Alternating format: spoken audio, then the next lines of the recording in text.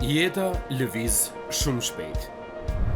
Por apo ju çon aty ku ju doni që të shkoni? Ju mund të kaloni vite duke kërkuar diçka që nuk e keni dhe të përfundoni aty ku nuk do doni të ishit. Duke eksploruar atë që bota na ofron, shpeshherë gjejmë asgjë. Megjithatë, udhëtimi juaj përmes kryqëzimeve dhe kthesave të kësaj bote nuk ka pse t'ju çojë në një shteg zhgënjimi dhe dëshpërimi. Më lejoni t'ju tregoj se si të ndërmerrni udhëtimin e jetës. Është një aventurë me Perëndin si udhëheqësin tuaj, aty ku do të zbuloni paqen, qëllimin dhe fuqinë që keni kërkuar. Është një udhëtim me bekime të papërfytyrueshme. Por ja se cila është pjesa më e mahnitshme. Me Perëndin, ju tashmë keni çdo gjë që ju nevojitet për udhëtimin e jetës. Jo gjysmën atyre që ju duhen, ose shumë nga ato që ju duhen. Perëndia ju ka dhënë çdo gjë që ju nevojitet. Perëndia nuk ka patur kur qëllim që ju të pengoheni në rrugën tuaj gjatë ecjes së përditshme dhe padyshim, jo që të udhtoni të papërgatitur drejt së ardhmës. Prandaj ku doni të shkoni? Është koha të shpaketoni gjithçka që Perëndia ju ka dhënë. Zbuloni se si jeni pajisur për këtë udhtim dhe se si të jetoni me siguri, sepse ju miqtë e mi keni çdo gjë që ju nevojitet. Çdo eksplorim i madh kërkon një udhërfyes me përvojë.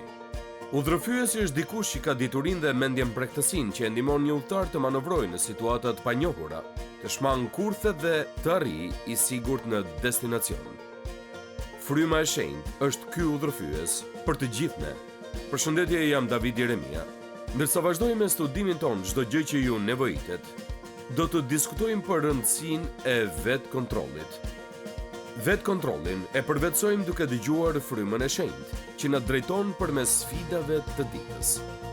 Mësoni se si vetkontrolli mund t'ju mbajë në shtegun e ecjes së krishterë dhe t'ju çojë të sigurt në destinacionin përfundimtar, me sa më pak tronditje përgjatë rrugës. Prandaj bashkoni me mua sot ndërsa shqyrtojmë 5 hapat për të ndërtuar vetkontrollin në mesazhin e sotëm: disiplina personale.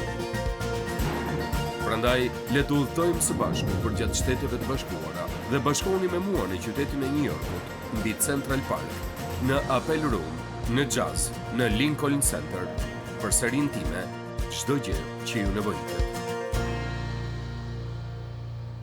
Skuadra e basketbollit Golden State Warriors ka një lojtar që quhet Draymond Green dhe është një nga yjet e skuadrës. Por karriera e tij është shënjuar nga shumë shpërthime emocionale. Ai bën shumë faulla teknike, në fakt, çdo vit përgjatë play-offit nuk mund të kalosh një numër të caktuar faullash teknike sepse pezullohesh me 2 ndeshje. Ai kurrë nuk e bën këtë, por i afrohet kaq shumë sa që të gjithë shqetësohen se mos thot ndonjë gjë ose bën ndonjë gjë dhe nuk mund të luajë dot më për ndeshjet e tjera. Ai njihet për ulërimat ndaj arbitrave, për zënkat me zyrtarët, për goditjen e kundërshtarëve, simulimi që është rrëzimi me qëllim duke u shtirur sikur ka qenë faull dhe duke e kthyer vërtet në një art. Por kohët e fundit, ai ka qenë ndryshe. Sipas vetë dëshmisë së tij, ai e gjeti atë që kërkonte. Ai po luante me djalin e tij 2 vjeçar, Draymond Juniorin, dhe voglushi po përpiqej të fuste topin e basketbollit në një kosh për fëmijët, por nuk po bënte vetëm këtë. Ky djalosh 2 vjeçar po shfrynte vërdallë dhe po imitonte shpërthimet emocionale të babait të tij. Ai po rrëzoi pas çdo goditjeje. Greeni mbeti i shtangur, papritur ai pa veten e tij ashtu siç ishte, dhe e pranoi që i erdhi pështir. Të paktën për momentin kjo ka sjellë ndryshim të madh në lojën e tij, trajnerët e tij, shokët e skuadrës dhe tifozëve ju duket sikur kanë një lojtar të ri. Gjithmonë e kam urryer të bëj raportime të tilla sepse këto histori nuk zgjasin për shumë kohë. Gazetarët e kishin vënë re se diçka ishte ndryshe te Draymond Greeni dhe kur një nga gazetarët e San Francisco Chronicle e pyeti për këtë, ja se çfarë zbuloi ai, që të gjitha meritat për pjekurinë e tij të sapogjetur dhe vetkontrollin ja jepte djalit të tij 2 vjeçar. Ajo që duhet të them është se nëse një fëmijë mund t'i mësojë sjelljen sportive dhe vetkontrollin një atleti të famshëm, çfarë mendoni se mund të mësojmë nga një njerëz si Simon Pietri? Shumica prej jush din diçka për Pietrin dhe kur ai filloi të ndiqte Jezusin, ai ishte shumë i ngjashëm me Draymond Greenin. Ai ishte i rrëmbyer, impulsiv, kokfort dhe gjithmonë grindej me shokët e skuadrës, madje grindej edhe me trajnerin e tij. Në një çast sillej si një drejtues, por në çastin tjetër si një djalë 2 vjeçar. Por Pietri e gjeti atë që kërkonte kur takoi Jezus Krishtin. Dhe ishte Zoti ynë që me durim dhe gradualisht e solli Pietrin në atë pjekurinë e sapo gjetur, përfshirë edhe vetë kontrollin. Dhe kjo është diçka që ai mund ta bëjë për ne. Jam gjithmonë i gëzuar të mësoj për këtë, sepse është diçka që ne të gjithë duhet ta kemi. Më lejoni ta nis këtë diskutim për vetë kontrollin, duke ju thënë se së pari ai meriton prioritet. Më krijohet përshtypja se çdo dështim për të cilin lexojmë në Bibël është dështim i vetë kontrollit. Për shembull, Adami dhe Eva mëkatuan në kopshtin e Edenit sepse ju dorëzuan tundimit të djallit. Kaini vrau vllajën e tij, Abelin, sepse nuk arrinte të kontrollonte dot zemrimin. Mojsiu nuk kontrollonte dot temperamentin dhe kjo e pengoi që të shkonte në tokën e premtuar. Dhe gjatë periudhës së gjyqtarëve, Biblia na thot se të gjithë bënin atë që dukej e drejtë në sytë e tyre, ajo që dukej e mirë për ta. Dhe një nga këta gjyqtarë ishte Samsoni, i cili ishte njeriu më i fortë në tokë, por nuk arrinte të kontrollonte dot pasionet e tij. Dhe pastaj kemi mbretin David, dështimi i cilit ishte mungesa e vetkontrollit, kur e pa dhe pati dëshira epshi për Batshebën. Dhe kombi i Izraelit u shkatrua nga Babilonia pasi e humbi vetë kontrollin dhe filloi të tatpjetën në rebelim dhe kënaqësi të mishit. Pra mund të pyesni, a e shohim vetë kontrollin në Bibël? E po padyshim që shohim mungesën e tij, sepse gati në çdo histori ku njerëzit dështojnë, shohim dikë që e ka ditur se çfarë të bëjë, e dinte çfarë ishte e drejtë, por nuk mund ta kontrollonte veten për ta bërë. Në Dhjatën e Re, vetë kontrolli është një nga nënkuptimet kryesore të Ungjillit. A e njihni këtë pasazh? Ku Jezusi ka thënë kështu: në qoftë se dikush do të vijë pas meje, ta mohoj vetveten, ta marr kryqin e vet dhe të më ndjek. Ç'përfitim ka njeriu nëse fiton gjithë botën dhe pastaj e humb shpirtin e vet? E dini se cili ishte mesazhi që apostujt u theksuan të krishterëve në kishën e hershme? Kudo ku të lexojmë, do të shohim vetë kontrollin. Pali u shkroi besimtarëve që jetonin në Rom dhe ja se çfarë u tha: le të ecim me ndershmëri, si ditën, jo në orgji dhe në dehje, jo në imoralitet dhe sensualizëm, jo në grindje dhe në smir, por vishuni me Zotin Jezu Krisht dhe mos tregoni kujdes për mishin që t'ja kënaqni lakmit. Zonja dhe zotrinj, vetë kontrolli nuk ka të bëjë vetëm me gjërat që ne nuk bëjmë dhe ato që do të na shkatronin po t'i bënim, por vetë kontrolli ka të bëjë me gjërat që duhet t'i bëjmë, që po t'i bëjmë, do të begatohemi vërtet shumë. Te vetë kontrolli përfshihen vendimet e përditshme, por edhe qëllimet afatgjata. Mendojeni atë si një shkëmbim. Ju i mohoni vetes një kënaqësi të çastit për të përmbushur një qëllim të nivelit më të lartë që do pak kohë për t'u realizuar. Ja se çfarë kuptimi ka vetë kontroll, do të thotë të thuash jo kur do të thuash po, do të thotë të thuash mjaft kur do të thuash më shumë, do të thotë të thuash s'do ta bëj kur do të thuash do ta bëj. Do thotë të mendojmë përpara se të veprojmë dhe të kontrollojmë orekset tona, gjuhën tonë, temperamentin, mendimet dhe syt. Vetë kontrolli për të krishterët është një disiplinë për jetë vdekje. Është ndryshimi mes suksesit dhe dështimit nëse doni që të bëni një jetë të perëndishme. Prandaj vetë kontrolli meriton prioritet, sepse nuk është thjesht diçka e rastit, nuk është thjesht diçka për cilën ne nuk duhet flasim kurrë. Tashmë ju thash se nëse i shqyrtojmë dështimet në Bibël, të gjitha kanë një gjë të përbashkët. Kanë të përbashkët njerëzit që nuk bënin dot atë që dinin se duhet bënin dhe bën atë që e dinin që nuk duhet ta bënin. Tani më lejoni të them diçka pozitive për këtë cilësi. Vetë kontrolli është diçka që tregon pjekuri në jetën tuaj. Mbase nuk ka cilësi tjetër që tregon pjekurinë si vetë kontrolli. Në një nga udhëtimet e tij për të përhapur Ungjillin, apostulli Paul vizitoi një ishull. Në fakt kam qenë në atë ishull, nuk jam i sigurt nëse shkuam saktësisht aty, por e di që ju afruam me anije. Dhe në kohën kur Pali ishte këtu në tokë, ky ishull ishte famkeq për dembelizmin dhe paudhësinë e tyre. Ky ishull quhet Ishulli i Kretës, KRETA. Dhe në atë libër, më dëgjoni pak, në këtë libër, një nga poetët që jetoi në Kretë jep një përshkrim për këtë ishull dhe është shënuar në Bibël. Është te Titi 1:12. Ja se ç'thot ai për vendin ku jetoi. Kretasit janë gjithnjë gënjeshtare, gërësira të këqija, bark për tac. Jam i sigurt që nuk ishte një reklam e bukur për ishullin në atë kohë, por Pali binte dakord me këtë vlerësim dhe Pali shkroi një letër për disa të krishterë që jetonin në ishullin e Kretës dhe kjo letër quhet Letra drejtuar Titit. Apostulli nuk qëndroi gjatë aty, por qëndroi mjaftueshëm për të ndarë ungjillin me njerëzit e Kretës dhe aty filloi një kishë vogël. Dhe apostulli la aty Titin, që të ishte bariu për njerëzit që ishin bërë të krishterë në këtë ishull. Dhe Titi mësoi se nuk ishte lehtë që të ndërtoje pjekuritë e njerëzit e ishullit, sepse ata kishin një prejardhje të fortë pagane. Ai bëri më të mirën që mundi dhe pastaj Pali i dërgoi një letër për të ndihmuar. Dhe është shumë interesante se ajo të cilin Pali përmendë në këtë letër, ndërsa përpiqet që të ndihmojë Titin se si të kujdeset për këtë kishë në atë ishull të vogël dhe famkeq. Ajo që duket se bie në sy nga udhëzimet e tij është vetë kontrolli. Më dëgjoni. Ai i thot Titit, për këtë arsye të lash në Kret, që ti të ndreqësh mirë çështjet që janë për të bërë dhe që në çdo qytet të caktosh pleq. Këta pleq ose drejtues të kishës së zonës duhet të ishin, ja se si i përshkruan Pali, i paqortueshëm. Bashkëshorti një gruaje të vetme, jo arrogant, jo zemrak, jo i dhënë pas verës, jo i dhunshëm. Çfarë janë këto gjëra? Të gjitha gjërat që nuk i bëni nëse keni vetë kontroll. Dhe pastaj te Titi 1:8 lexojmë se ata duhet të jenë të urtë, të drejtë, të shenjtë, të përmbajtur. Në kapitullin e 2, Pali i thot Titit që në atë kishë të vogël në Kret ti mësoj të gjithë pleqt e kishës, se si ti jenë të përmbajtur, dinjitoz dhe të urtë. Pastaj ai i foli Titit për gratë e kishës. Gra, më dëgjoni pak. Gratë duhet ishin me vetë kontroll dhe të dlira. Dhe pastaj në letrën e tij ai flet për të rinjt në kishë dhe thot kështu: Nxiti gjithashtu të rinjt që të jenë të matur. Me fjalë të tjera, ai bëri një listë të plotë të gjithë njerëzve në kishë dhe thot se të gjithë ata duhet kenë edhe diçka për shkak të vendit ku jetonin dhe situatës ku jetonin. Të gjithë kanë nevojë të mësojnë vetë kontrollin.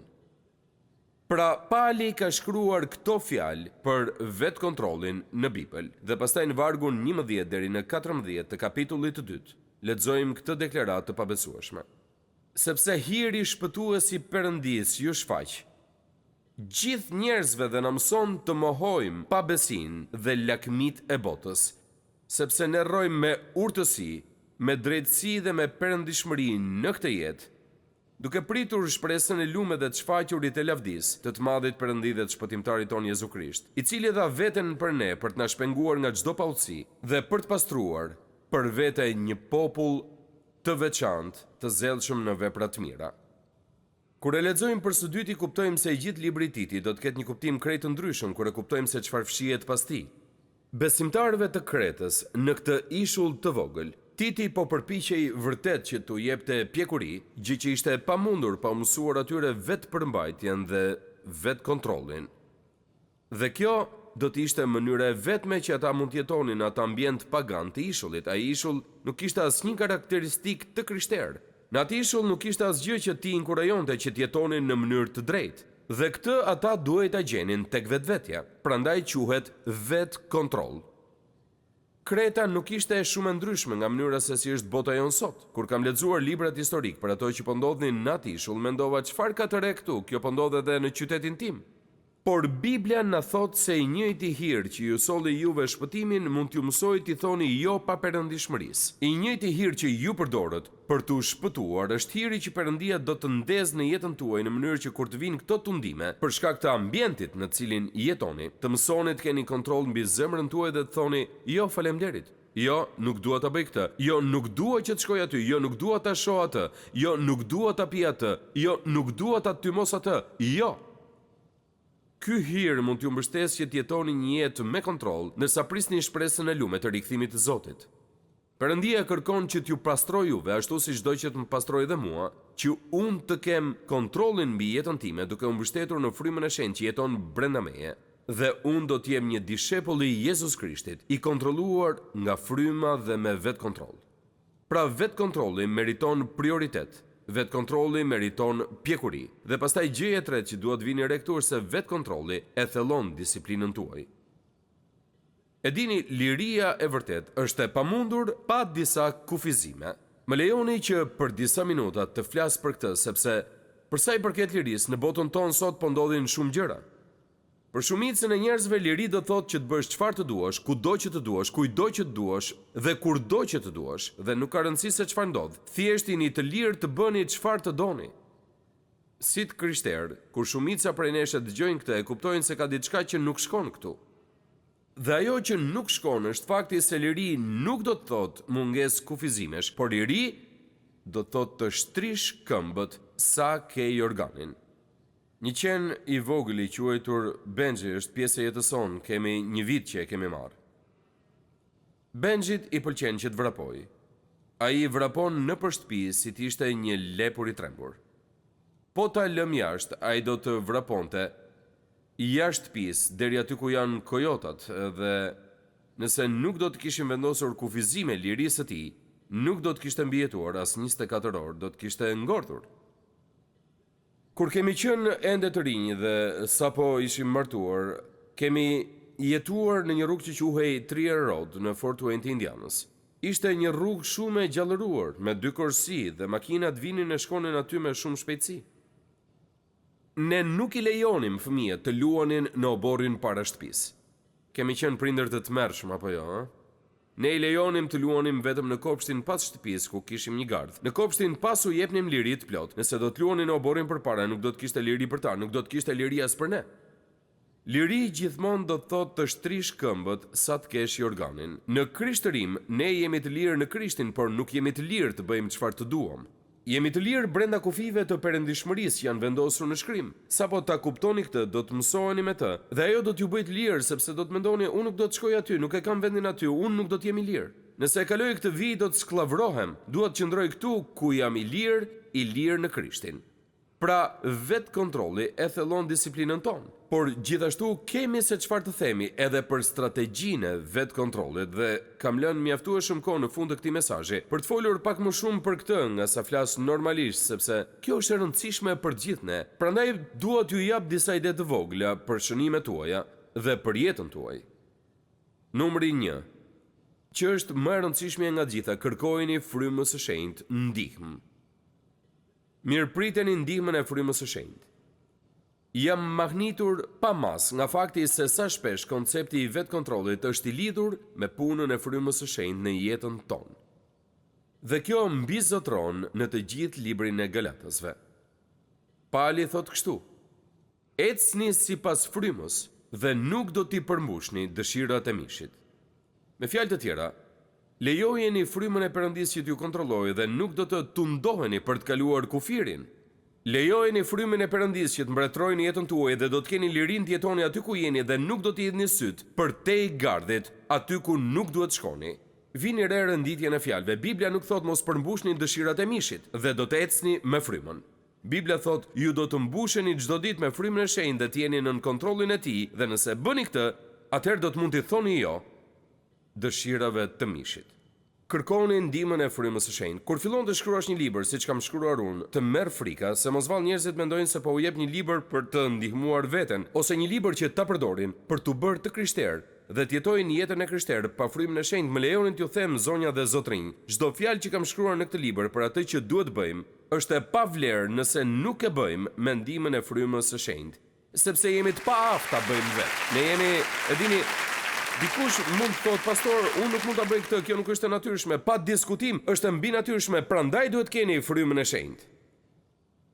Bibla thot, sepse Perëndia nuk na ka dhënë frymë frike, por force, dashurie dhe urtësie. Keni lexuar këtë varg? Fryma që na ka dhënë Perëndia na jep fuqinë, na jep dashurinë dhe na jep, cila ishte e fundit? Urtësinë. Dhe nga vjen urtësia? Urtësia vjen nga Perëndia. Por si funksionon në jetën tonë? Përmes fuqisë së frymës së shenjtë që jeton brenda jush dhe brenda meje. Prandaj për këtë arsye, do thoja se hapi i parë që duhet të bëni, nëse doni të punoni me vetë disiplinë në jetën tuaj, është t'i kërkoni frymës së shenjtë që t'ju ndihmoj. Kërkojeni frymën së shenjtë që të marrë kontrollin e atyre fushave të jetës për të cilat po hasni vështirësi. Numri 2, rregulloni mendimet tuaja. Le t'i kthehemi pak Simon Pietrit.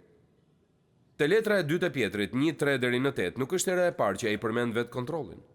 Ky ishte një mësim që ai e kishte mësuar mbi kurrizin e tij dhe e ka përmendur shpesh në të dyja letrat e tij. Tek letra e parë e Pietrit, kapitulli 1, vargu 13. Ai na thot kështu: prandaj ngjishni hijet e mendjes suaj, rrini zgjuar dhe mbani shpresë të plot në hirin që do të vijë mbi ju në zbulesën e Jezu Krishtit. C.S. Lewis thot se të krishterët shpesh fajsojnë në trupin e tyre për mëkatet. por në shumicën e rasteve trupi thjesht po u bindet impulseve të prodhuara nga mendja. Madje shpeshherë trupi e kundërshton atë që i thot mendja që të bëj. Gati gjithmonë trupi e urren cigaren e parë, e urren pijen e parë. Ka qenë mendja ajo që ka këmbgulur për të vazhduar veset, duke menduar se kënaqësia e çastit është e bukur dhe plot finesë.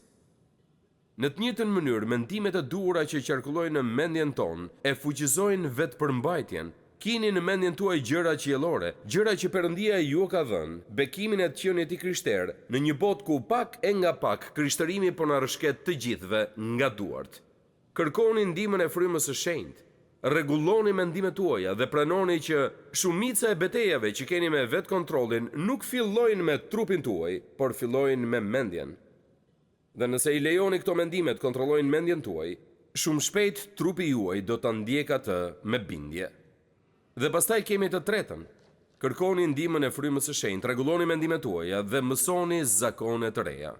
Pali e kuptonte se perëndishmëria që e dëshiron çdo i krishter mund të arrihet me zakonet e duhura. E keni lexuar se çfarë i tha i Timoteut? Dëgjoni se çfarë i tha. Timote, ushtrohu në perëndishmëri, sepse ushtrimi i trupit është i dobishëm për pak gjë, kurse perëndishmëria është e dobishme për çdo gjë, sepse përmban premtimin e jetës së tashme dhe asaj që do të vijë. Ai po thot, nga ushtrimet e trupit përfitoni pak. Ato ju ndihmojnë këtu dhe tani. Por ushtrimet shpirtërore, ushtrimet për perëndishmërinë, janë shumë herë më të mira, sepse jo vetëm që ju ndihmojnë tani, por ju ndihmojnë edhe për jetën që do të vijë. Jo vetëm që ju ndihmojnë të bëni jetë më të mirë tani, po ju përgatisin dhe për parajsën shumë herë më mirë nga sa do të ishit pa to. Ai thot ushtrimi i trupit. E dini sa më pëlqen ky varg, sepse fjala e përdorur, sepse kjo frazë është përkthimi i fjalës greke gjimnastik. Kjo është fjala e përdorur. Ai po thot shkoni në palestrën shpirtërore dhe futuni punës. Bëni ushtrime për trupin, janë shumë të mira, por mos harroni se ndërsa po bëni ushtrime për trupin, bëni edhe ushtrimet shpirtërore, bëni ushtrimet për perëndishmërinë. Mund thoni, e po si mund ta bëj këtë? Ja se çfarë do t'ju sugjeroja unë. Zgjidhni një fushë të jetës ku po asni vështirësi me disiplinën dhe kërkojini Perëndis që t'ju jap një fitore të vogël në atë pjesë të jetës suaj. Mbase po harxhoni para në ndonjë vend ku e dini që nuk është e nevojshme ta bëni, prandaj mund ta shmangni atë vend, mos e bëni. Kaloni disa ditë pa shkuar aty dhe mos i harxhoni ato para, mund të mos jenë shumë, por të paktën do ta filloni. Dhe pastaj pasi ta keni pushtuar atë fushë, kaloni te një tjetër dhe pas disa fitoresh të vogla individuale, zakoni juaj i vetkontrollit do të fillojë të përmirësohet. Nuk do t'ju duhet më që të sforcoheni për këtë. Vazhdoni ta bëni dhe zakoni do të bëhet pjesë e juaja. Në këtë çast ndryshon jeta juaj te një hap i vogël drejt vetdisiplinës. Mund të thoni, nuk lexoj mjaftueshëm libra, lexoni një faqe çdo ditë, nuk e lexoj Biblën sa duhet, lexoni disa vargje për çdo ditë. Dhe pasi të keni lexuar disa vargje, lexoni një paragraf dhe pas paragrafit thoni këtë javë do të lexoj një kapitull. Fillojeni aty ku mundeni. Jepini vetes disa fitore të vogla që të rrisni vetbesimin në jetën tuaj. A mund të më thoni sot se nuk jeni të aftë që të lexoni çdo ditë nga një paragraf të shkurtër nga Bibla? Sigurisht që mundeni. Tani po t'ju thoja se duhet lexoni nga një kapitull çdo ditë apo duhet lexoni gjithë Biblën brenda vitit, kjo do t'ju friksonte, por lexoni nga një paragraf për çdo ditë. Dhe kur ta bëni këtë, së pari do të zbuloni se do doni të lexoni më shumë dhe do të lexoni më shumë sepse ja keni vërtetuar vetes se mund ta bëni këtë. Më lejoni t'ju them edhe diçka tjetër, rregulloni mendimet, mësoni zakone të reja dhe shmangni situatat problematike. Ndërsa përvetsoni më shumë vetdisiplinë, do të filloni ta studioni jetën tuaj, dhe ajo që është interesante për shumicën prej nesh është fakti se disa dështime na ndodhin në mënyrë rutinë, në të njëjtën kohë, në të njëjtin vend dhe në të njëjtën situatë. Më dëgjoni pak, zonja dhe zotëri, nëse bini në një grop gjatë rrugës së kthimit për në shtëpi, gjeni një rrugë tjetër. Mos vazhdoni të ecni në të njëjtën rrugë dhe të vazhdoni të bini në të njëjtën grop. Është e habitshme se si e bëjmë këtë. Ne vazhdojmë të bëjmë të njëjtin gabim në të njëjtin vend për të njëjtat arsye dhe në të njëjtën kohë. Dhe nuk kemi mjaftueshëm vendosmëri që të themi kjo nuk është gjë e mirë. Nuk duhet ta bëjmë më këtë gjë. Rruga kryesore e njerëzve të drejtë është të evitojnë të keqen. Ai që do ta ruajë shpirtin e tij mbikëqyr rrugën e tij. Disa kapituj më poshtë, te fjalët e urta na thuhet, është një lavdi për njeriu të shmanget grindjeve, por çdo budalla përzihet në to. Duhet vetë kontroll për të shmangur reagimet ndaj çdo kundërshtimi dhe çdo provokimi. Mos shkoni më aty ku shpesh e keni gjetur veten të mundur në jetën tuaj. Por më lejoni të ndaloj pak dhe t'ju them se nëse po luftoni me pornografin, për shembull, dhe nuk keni kontroll për gjërat që shikoni në televizor, Jezusi thotë se nëse syri të çon në mëkat, nxirra dhe i dhe larg. Por më lejoni t'ju tregoj për kthimin modern. Nëse televizori të çon në mëkat, flak e tej. Mos e përdor më ose kompjuterin apo diçka tjetër. Nëse filloni të mos shkoni në vendet ku ju ndodhin këto gjëra, nuk do t'ju duhet të ndaloni së bëri këto gjëra. Nëse bëni këtë pak e nga pak, nëse i kërkoni Perëndis t'ju jap mençuri dhe t'ju tregojë se cila rrugë do t'ju çonte në tokën e askundit, do të mund të bëni shumë më mirë. Kërkoni ndihmën e frymës së shenjtë, rregulloni mendimet, mësoni zakone të reja. Shmangni situatat problematike dhe pastaj pranoni procesin. Cili është ky proces? Ja se cili është, nëse e qelbosni, mos u dorëzoni. E dini ç'bën armiku, këtë e kam mësuar për gjatë viteve, ja ç'kam mësuar personalisht për djallin dhe ç'më bën armiku mua, së pari, ai më thotë se unë nuk do ta bëj dot kurrë diçka. Por pastaj unë e bëj. Pastaj më thotë se nuk do të mund të kthehem dot kurrë prej saj. Ai na thotë ti nuk mund ta bësh dot kurrë këtë, por pastaj e bëjmë. Kjo është gënjeshtra e parë, nuk mund ta bësh dot kurrë, sepse Biblia thotë përpara shkatrimit vjen krye lartësia dhe përpara rrëzimit fryma krenare. Mos u tregoni arrogancë se sa të Zot jeni, mos thoni nuk mund të më ndodh mua sepse mund t'ju ndodh. Por pastaj vjen një gënjeshtër tjetër që mendoj se ja kalon 100 herë kësaj, sapo ju bëni një gabim, armiku vjen dhe ju thotë ti nuk mund ta marrësh më veten nga kjo. Të thash që nuk mund ta lexoje dot me besnikëri Biblën. Të thash që nuk do ta bëje dot. Ja se ku dua të dal. Kur ju gaboni, mos u dorëzoni, por ngrihuni dhe ktheuni aty ku e nisët, ktheuni në fillim dhe niseni sërish. Ja se ç'na thonë fjalët e urta tek cilat e gjejmë veten gjithë. Aty thuhet sepse i drejti bie 7 herë dhe ngrihet. Fjalët e urta 24:16. Njëherë dikush më ka thënë se jeta e krishterë nuk është gjë tjetër, veç se të rrëzohesh dhe të ngrihesh sërish, të rrëzohesh dhe të ngrihesh sërish derisa të mbërrish në parajs. Prandaj kur rrëzoheni, ngrihuni sërish. Ngrihuni. Më lejoni t'ju inkurajoj me këtë, t'i shtoni besimit tuaj virtytin dhe virtytit diturinë. Dhe pastaj kur merrni pak dituri, shtojini kësaj diturie vetë kontrollin.